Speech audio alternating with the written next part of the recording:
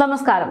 സാമ്പത്തിക പ്രതിസന്ധി അതിരൂക്ഷമായതോടെ സർക്കാരിന്റെ ബാധ്യതകളൊക്കെ അതാത് വകുപ്പിന് മാത്രം നിർത്തിക്കൊണ്ട് കൈ കഴുകാനുള്ള ശ്രമത്തിലാണ് സർക്കാർ.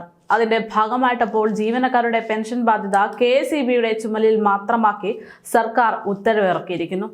KSEB ത്രികക്ഷി കരാർ പ്രകാരം ഫണ്ട് ലഭ്യമാക്കി പെൻഷൻ ലഭ്യത നിർവഹിക്കാൻ രൂപീകരിച്ച മാസ്റ്റർ ട്രസ്റ്റ് പ്രവർത്തന സജ്ജമാക്കണമെന്ന് ആവശ്യപ്പെട്ടാണ് KSEB ഇപ്പോൾ രംഗത്തെത്തിയിരിക്കുന്നത്.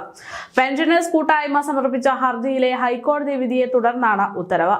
ഇതനുസരിച്ച് വാർഷിക അധിക ബാധ്യതയ്ക്കുള്ള തുക പെൻഷൻ മാസ്റ്റർ ട്രസ്റ്റിന് KSEB നൽകേണ്ടി വരും. നൽകാത്ത ഫണ്ടിന് 24% പിഴ പലിശ ബോർഡ് ഒടുക്കണം എന്നാണ് റിപ്പോർട്ട്.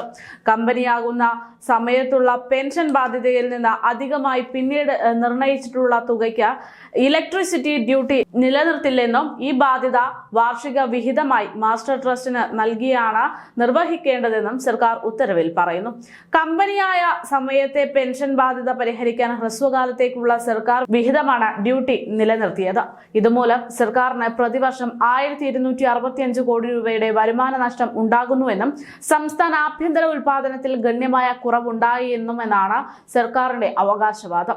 KSEBക്ക് അധിക പെൻഷൻ ബാധ്യത നിർവഹിക്കാൻ ബോണ്ടുകൾ പുറപ്പെടുവിക്കുന്നതിൽ ബന്ധപ്പെട്ട വകുപ്പുകളുമായി തീരുമാനിച്ച് അന്തിമ തീരുമാനമെടുക്കുമെന്നാണ് ഇപ്പോൾ പുറത്തുവരുന്ന റിപ്പോർട്ട്.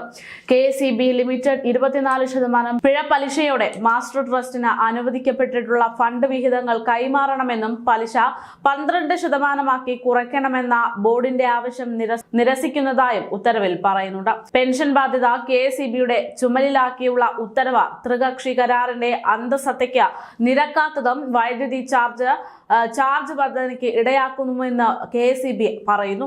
പെൻഷനേഴ്സ് കൂട്ടായ്മ ഇതിനൊക്കെ ബന്ധപ്പെട്ടുള്ള പ്രതികരണങ്ങൾ നടത്തി തുടങ്ങിയിട്ടുണ്ട്. ഡ്യൂട്ടി നിലനിർത്തുന്ന കാര്യം പരിഗണിക്കണമെന്നും KSEB ഇതിന്റെ ഭാഗമായിട്ട് പറയുന്നു.